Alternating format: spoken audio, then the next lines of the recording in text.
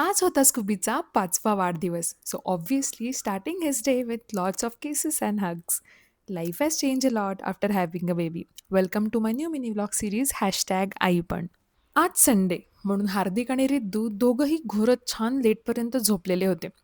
मलाही खूप दिवसांनी भाकरी खायची इच्छा होती म्हणून मी भाकरी बनवायला घेतल्या होत्या. मला गवती चहाचा चहा खूप आवडतो.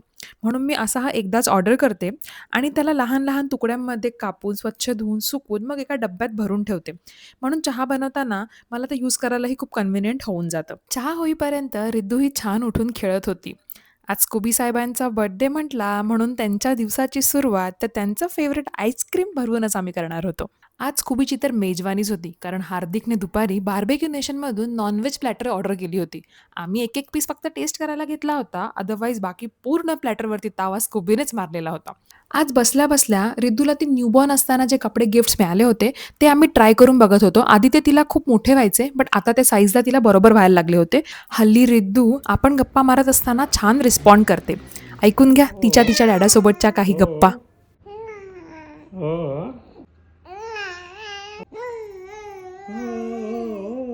मग आम्ही निघालो ग्रोसरी शॉपिंगला.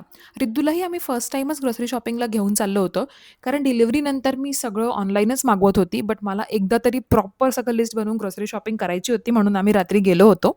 घरी आल्यानंतर ऑब्व्हियसली हा टाईम होता आपल्या स्कूबी डुबीच्या 5व्या वाढदिवसाच्या सेलिब्रेशनचा. मला बलून्स वगैरे डेकोरेट करायची खूप इच्छा होती, पण स्कूबीला बलून्स अजिबात आवडत नाही. तो त्यांच्यावर लिटरली भुंकायला सुरू करतो. म्हणून बलून्स ऑर्डर नव्हते केले. पण आम्ही ह्या बर्थडेच्या अशा कॅप ऑर्डर केल्या होत्या आणि हा असा हॅपी बर्थडे लिहिलेला हेडबँड ऑर्डर केला होता. सो तो त्याला बी घातला आणि ती कॅपही घातली होती, जी त्याच्यावरती खूप फनी दिसत होती आणि आम्ही तिघांनीही त्या कॅप घातल्या आणि कसंबसं त्याला टेबलजवळ उभं ठेवून तो केक कट केला आणि त्याचा बर्थडे सेलिब्रेट केला. देवाकडे हीच प्रार्थना आहे, की आमचा स्कूबू-डुबू असाच हॅपी आणि हेल्दी राहो. पुन्हा भेटूया पुढच्या मिनी व्लॉगमध्ये.